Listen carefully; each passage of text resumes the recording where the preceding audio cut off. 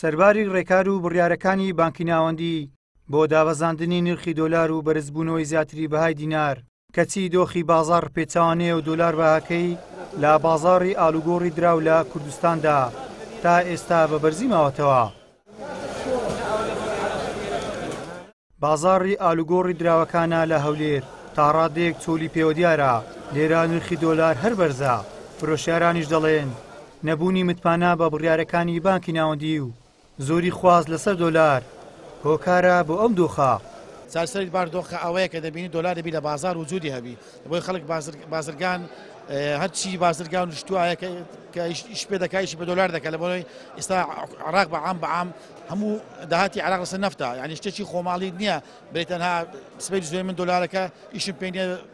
ئیشم بە دۆلار نیە دۆلار ئاواڵە ناکەم بۆی ئەشە بێنێنم دەبینی خەڵکە تعەدەک ڕاوەستایە تەماشای وەسع دەکا دەبینی دوێنێ خەڵکەی زۆرش لە ئارتی باخر بۆ دەبینی نای خۆیان تەسیید لەکرد بۆی ڕقم حسابێک دروستکەن مستەفید بن لەو دۆلاری کە وەردەگرن کە بە 132,000 دینارە ئەمەش بەڕاستی پێم وایە کاتی دێ کاتەکەش لەوانی بە مانگێک دوو مانگ و سێ مانگ ئەمانە تەواو بکرێ لەوانەیە کاتی زیاتری بوێ بۆیە باشتر وایە بە حکوومەتی عراق ساڵێک پێش ئێستا ئەم بڕیاری دەکردبایە بۆیە چی بازرگانەوە چی ئەوەیە نای خۆی ناونووس کردبایە ئیشی هەوای شتێکیدا بەڕاستی ناو بازاری یان ئیشی هەوای خەڵکانەکەیە ساعبی 50 وەرەقەیە ئیشی 2 ملیۆن دۆلار دەکاتن یعنی بێگزاری بێتامیان کردیە هەندە خەڵکی هاان دەدەن بکرە بۆ ئەوەی بۆ ینی ئەگە زەرێکە دەرێک وەڵام ناقم نیە ئەگە قازانش کردن نەم پێم نەگوتی ئێستا چۆلە بەڕاستی وەک پێشان نیە ئێستا لەوانەیە 100 کەس چکە هەم کڕین و فرۆشتنی خانوبەرە هاتبوون ئەو نەفرانی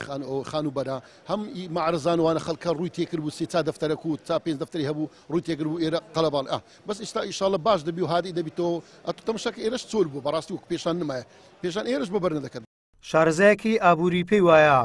ئەو سیستەمە ئەلکترۆنیی بانکی ناوەندی بۆ پێدانی دۆلار بە بانک و کۆمپانیەکان پەیڕەوی دەکات وا دەکات کۆمپانیا و ناوی وەهمی نەمێنێت و ڕێکارێکی گرینگە بۆ ڕێگری لە بردنەدەرەوەی دۆلار لە هەمان کاتیشدا لە داهاتوودا دەبێتەوە کارێکی سەرەکی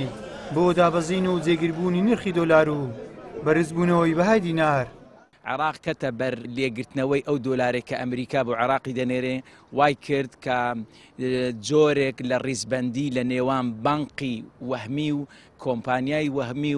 و کۆمپانیا و بانقی ڕاستەقینە جیا بکاتەوە. ئێستا بازرگانانی ئێمە ئەگەر دەیانەوێت بە ڕێگایەکی فەرمی و ڕسمی کاڵاو کەلوپەلەکانیان بۆ عێراق بێنن کە ئێمە وڵاتێک مستەخدەمین دەتوانن لە ڕێگای سەکۆی ئەلکترۆنیۆ دۆلارەکانیان داوا بکەن و بە ڕێژەی 130 وەتا 132 دەتوان دۆلارەکانیان بکڕن. حکوومەتی عێراق بە بانقی مرکزیشەوە بە هەماهەنگی و ئەمریکاش تا ڕادەیەک هاوکارە لە جێگیرکردنی دۆلار چونکە لە ڕووی سیاسیەوە سوودانی بەشێک لە ڕاستپاردەکانی ئەمریکای بەجێگەیاند و وردە خۆی دەخزێنتە ژێر ڕچێفی ئەمریکا بۆیە ئەمریکاش سیاسەتەکانی وردە لە سەقامگیری دینار دەبێ. لە چوارچەوەی ڕێکارەکان و بە ئامانجی ڕێگری لە بە قاچاغبردنی دۆلار چەند ڕۆژێکە بانکی ناوەندی بڕیاری داوە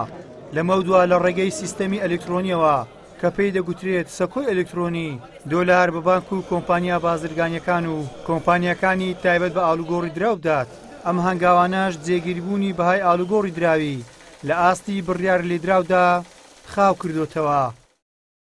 گەیلان سابیر، کەناڵی پەیام، هەولێر.